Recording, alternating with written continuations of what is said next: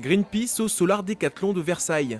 La célèbre organisation écologique tenait lors de ce deuxième week-end de compétition un stand de transition énergétique au milieu des prototypes de maisons solaires. Des maisons solaires qui font partie intégrante des solutions environnementales de demain, de plus moins coûteuses que le nucléaire contrairement aux idées reçues.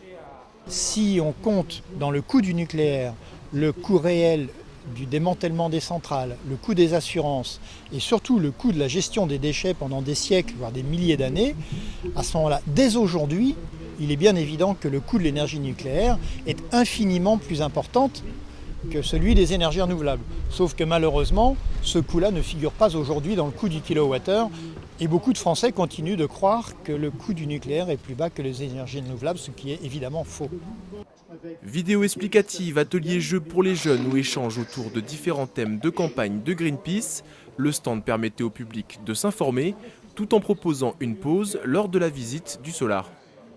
Pour faire une petite pause et je visite les maisons et ça permet d'échanger un peu les idées. Les stratégies sont, pour moi, elles sont claires. Il faut qu'on réduise les consommations de 60-70% de tout ce qu'on peut. On se rend compte que les gens, ils font tout pour le bien-être personnel, mais très peu pour l'avenir.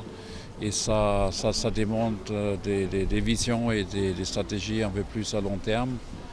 D'ici à 2030, la France a pour objectif de produire 32% de renouvelables dans son mix énergétique. Selon Greenpeace, en leader européen, les Français auraient dû pousser la production à 45%.